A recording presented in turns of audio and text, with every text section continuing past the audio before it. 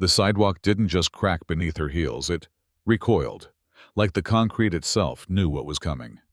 It was barely 6:58 a.m. when Yvonne Miller stepped out of her car. Crisp gray blouse, black slacks, no name tag, no badge, not yet. She didn't need the uniform. She was the uniform. 3 minutes later, she was surrounded by cops who didn't know who the hell she was. Now, before you say anything, no. She didn't mouth off. No. She didn't roll her eyes or act aggressive. All she did was wait, quietly, next to the staff entrance, holding a sealed envelope with her new assignment. And that's all it took. "You don't belong here." One of them said, broad-billed, crew-cut, voice like rusted metal, Officer Ben Kramer. His hand hovered a little too close to his holster, his tone dripping with suspicion. "You got 10 seconds to walk off this lot before this becomes something." Yvonne didn't move, didn't flinch, didn't even raise an eyebrow. "I'm waiting on official records," she said, calm, even. Like she wasn't staring down 3 officers who could throw her face first into the pavement just for standing still. Another one stepped in, blonde, smug, early 30s. Officer Chelsea Briggs. "Sweetheart, we don't do loitering out here unless you're here to clean the windows or wave at your cousin in records." The third one didn't say much. Rookie.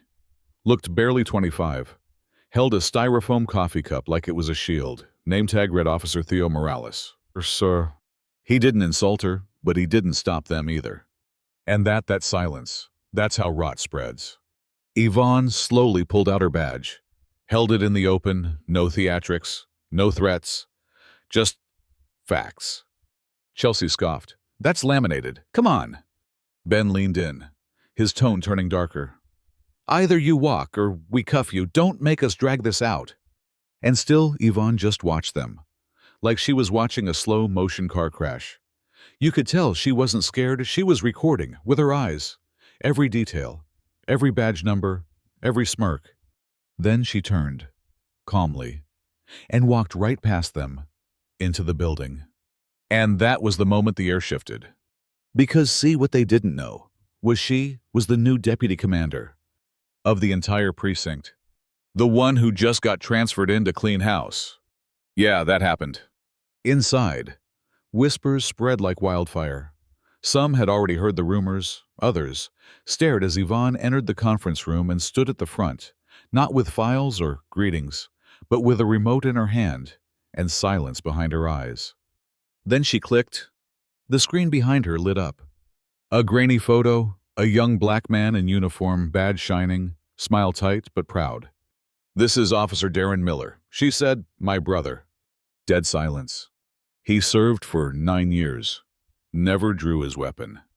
Never once had a misconduct report. Until the day he got dragged by fellow officers for looking suspicious in plainclothes.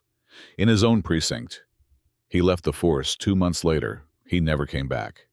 She turned to face them all.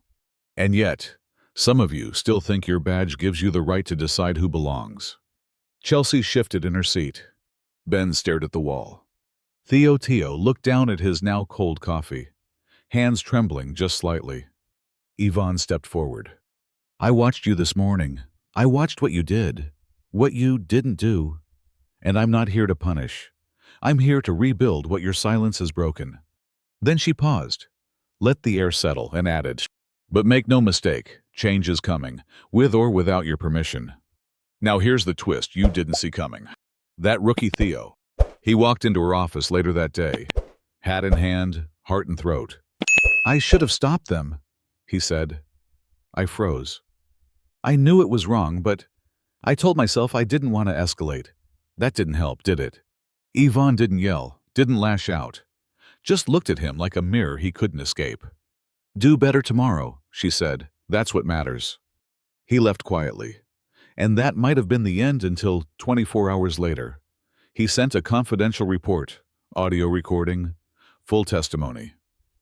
Every word Ben and Chelsea had said, captured, filed, delivered to the Inspector General. With one closing line, "I stayed silent once, I won't again."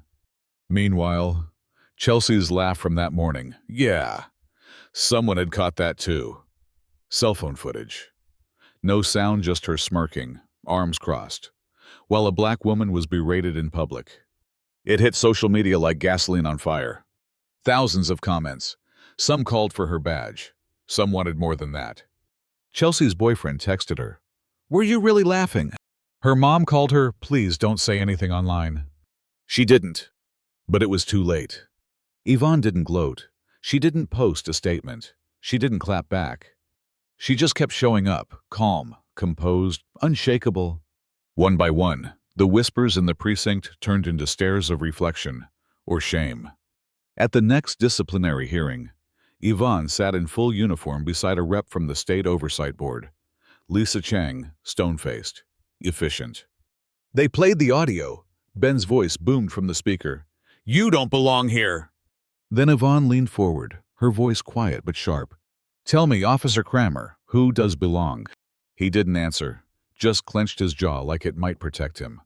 Angela, Yvonne's longtime friend and admin officer, stood up. Her voice was steel. 25 years of decorated military service, intelligence ops, and internal investigations. You want to talk about who earned what? Then Lisa added, without drama, "Officer Ben Kramer, badge and sidearm, now." He didn't move. Angela stepped forward. No more silence, no more shadows. It was done. But it wasn't over. A week later, the precinct gathered for a mandatory meeting. Retraining protocols, cultural evaluation, new chain of command. Led by Yvonne and Angela, Theo stood in the back, but this time not hiding. He raised his hand. "I want to help. Not because it's safe now, but because I saw what she took. And I would have folded." Yvonne smiled just slightly. "Then we start here," she said, "together." And behind them, the morning light poured through the windows. Not bright or dramatic, just clear. Weeks passed. Chelsea came to her office once, alone, no makeup, no badge. "I should have come sooner," she said, handing over a folded note. Yvonne didn't open it. "Words don't heal," she said, "action does." Chelsea nodded, eyes wet. "Then I'll show you." No forgiveness yet, but something shifted. Something honest. And finally, there was the plaque, newly installed by the front steps. In honor of those who stood when silence was easier. Some folks hated it. Said it was performative, said she didn't deserve it. Said she only got that job because of quotas. But they missed the point. She didn't climb the ladder. She rebuilt it. Now here's the thing. When asked on a talk show why she didn't speak up that day outside, why she didn't yell or make a scene, Yvonne just smiled and said, "I said everything I needed to say the moment I walked in." And maybe that's the truth we all need to sit with. Sometimes, the loudest thing in the room is the person who doesn't flinch. Not because they're scared, but because they know exactly who they are, and they don't need your permission to stand. So now I'll ask you, what would you have done? Would you have spoken up? Would you have stepped in? Or would you still be sipping your coffee, pretending it's not your business? Let me know in the comments below. Do you think silence protects justice? Or protects those who abuse it? And hey, if this story stirred something in you, share it. Let them watch. Let them wait. Because change, it doesn't always knock. Sometimes it walks in like it owns the place.